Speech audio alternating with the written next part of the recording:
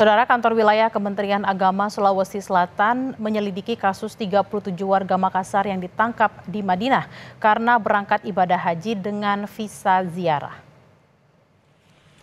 Kepala Bidang Haji dan Umroh Kemenak Sulsel menyampaikan 37 orang yang diduga melanggar aturan haji telah diperiksa dan diamankan polisi Arab Saudi.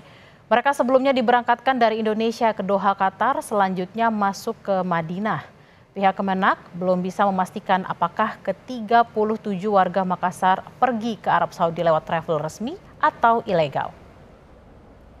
Jamaah dari Makassar sebanyak 37 orang yang terjaring di Madinah. Mereka itu masuk lewat Doha, Qatar, terus masuk ke Riyadh, dan Riyadh naik bus menuju ke Madinah. Dan di perjalanan mereka ditahan oleh askar sana, dan pada akhirnya mereka tidak bisa memperlihatkan visa hajinya. Belum ada kepastian apakah melalui travel resmi atau travel ilegal atau oknum. Nah, itu yang belum jelas. Untuk mengetahui keberangkatan jamaah calon haji, kita terhubung dengan jurnalis Kompas TV Gufran Lamataha dari Makassar.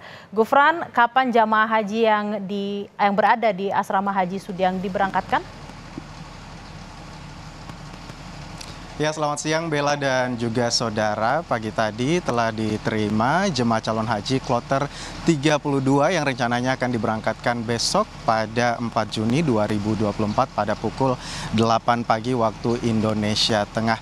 Tadi melalui pantauan kami sesaatnya diterima di Aula Arafah, Asrama Haji Sudiang, Kota Makassar ini. Ke kloter 32 jemaah calon haji ini langsung diberikan pelayanan fasilitas seperti yang diberikan oleh Panitia Haji Embarkasi Makassar kepada beberapa jemaah calon haji yang sudah memasuki usia lansia atau di atas 65 tahun.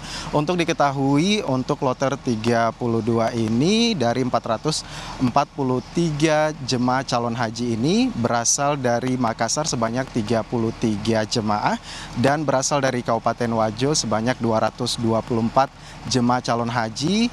Ada 1 orang yang berasal dari Kabupaten Baru, kemudian 4 orang berasal dari Kabupaten Sidrap, dan 181 berasal dari Maluku, seperti itu. Dan untuk kloter 32 pada kali ini terdapat 32 lansia, diantaranya 17 orang ini memakai kursi roda, seperti itu. Dan juga Bella dan saudara, kita informasikan lebih lanjut mengenai dengan pelayanan yang diberikan oleh panitia ibadah haji pada tahun ini. Masih fokus kepada lansia, ada 2 pelayanan. Yang pertama adalah pelayanan one stop service, dan kedua yang diperuntukkan kepada lansia ialah pelayanan fast track, seperti itu. 2 pelayanan ini berbeda, di mana one stop service ini diperuntukkan kepada jemaah calon lansia yang masih bisa melakukan aktivitas, dan ketika nanti dipanggil namanya satu persatu, mereka akan berdiri dari kursi dan mendapatkan gelang identitas, terus kemudian pembagian paspor, hingga pemberian starter kit untuk berisi obat-obatan, termasuk juga pembagian living cost yang sebesar 750 real, atau jika dikonversi ke mata uang rupiah Indonesia ini sebesar 4.300.000 rupiah, seperti itu. Untuk pelayanan berikutnya ialah pelayanan jalur fast track, di mana ini bukan jemaah calon haji yang berdiri dari kursi mereka, melainkan nanti panitialah yang akan bergerak ke kursi mereka masing-masing untuk melakukan pembagian paspor, pemberian gelang identitas, hingga nanti pembagian uang living cost. Sehingga memang tadi pada saat penerimaan jemaah calon haji kloter ke-32 ini, lansia yang berasal di atas 65 tahun ini tadi sangat cepat sekali pelayanannya, dan mereka sudah berada di wisma masing-masing. Sementara jemaah calon haji yang berada di layanan one stop service ini masih beberapa, dan masih dipanggil untuk mendapatkan beberapa pelayanan hingga pemberian identitas, seperti itu. Untuk kloter ke-32 ini, Bella dan juga saudara, lansia tertua itu atas nama Irma, berumur 96 tahun, dan yang termuda Dan termuda itu atas nama Selvi Kadri berumur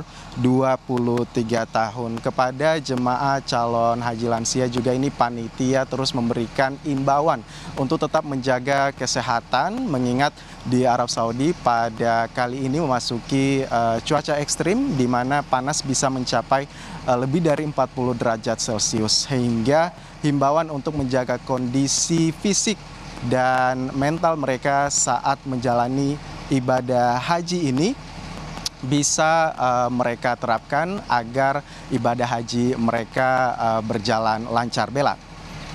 Proses apa saja yang dilalui oleh para jamaah haji untuk menjaga kondisi kesehatan mereka, karena seperti yang tadi disampaikan oleh Gufran, kondisi di Arab Saudi sangat panas, apalagi nanti untuk puncak hajinya, Gufran.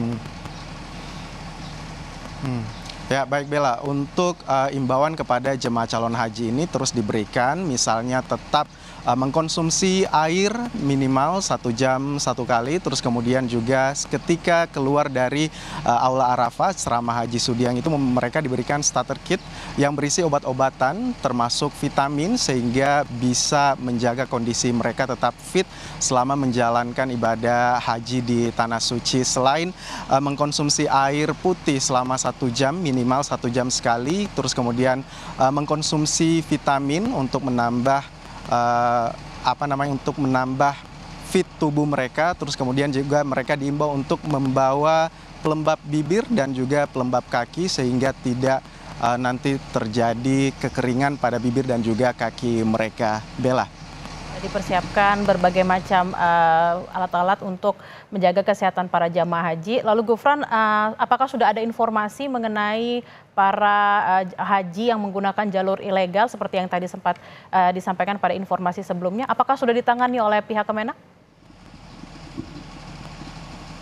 Baik, betul sekali Bella dan juga saudara, ini sangat disayangkan oleh Kepala Bidang dari pelaksanaan ibadah haji dan umroh Provinsi Sulawesi Selatan, Iqbal Ismail, yang menyampaikan bahwa masih banyaknya jemaah yang tertipu dengan iming-iming baik dari travel umroh dan juga travel haji. Ini sangat disayangkan dan penanganan saat ini memang masih berkoordinasi dengan pemerintah Arab Saudi terkait dengan kepulangan mereka, karena Bella dan juga saudara 37 jemaah yang berasal dari Makassar ini sudah pasti akan dideportase dan nantinya dilarang untuk memasuki Arab Saudi selama 10 tahun ke depan. Untuk saat ini kami belum mendapatkan informasi apakah identitas ke-37 nama jemaah yang memasuki Arab Saudi menggunakan visa haji palsu ini sudah tiba di Makassar, apakah sudah diberangkatkan dari Arab Saudi atau seperti apa.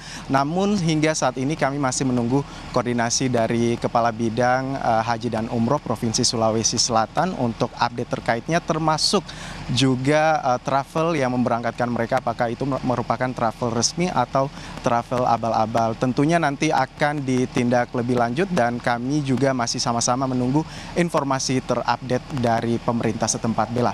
Kita akan tunggu informasi terkini terkait dengan 37 orang jamaah yang menggunakan visa ilegal dari Arab. Mengenai jalur yang dipergunakan oleh para jamaah ini, apakah sudah ada informasi, Gufran? Jalur yang seperti apa? Mohon maaf, Bella. Jalur yang dipergunakan oleh para calon haji yang menggunakan jalur ilegal ini. Untuk jalur yang digunakan oleh jamaah haji ilegal ini memang tidak terbang langsung ke Arab Saudi, melainkan mereka turun ke Qatar di Doha, kemudian menggunakan bus untuk memasuki di Arab Saudi. Sehingga memang jalur ini tidak melalui embarkasi Makassar seperti itu. Mereka melakukan perjalanan ini bersama dengan travel 37 ini untuk masuk ke Qatar terlebih dahulu, terus kemudian barulah menggunakan bus memasuki Arab Saudi, seperti itu. Tidak melalui embarkasi Makassar, sehingga pihak panitia haji dari Makassar pun tidak mengetahui terkait dengan 37 orang yang masuk ke Arab Saudi melalui jalur ilegal. Kita akan nantikan bersama seperti apa update informasinya. Terima kasih Gufran Lamataha langsung dari Makassar.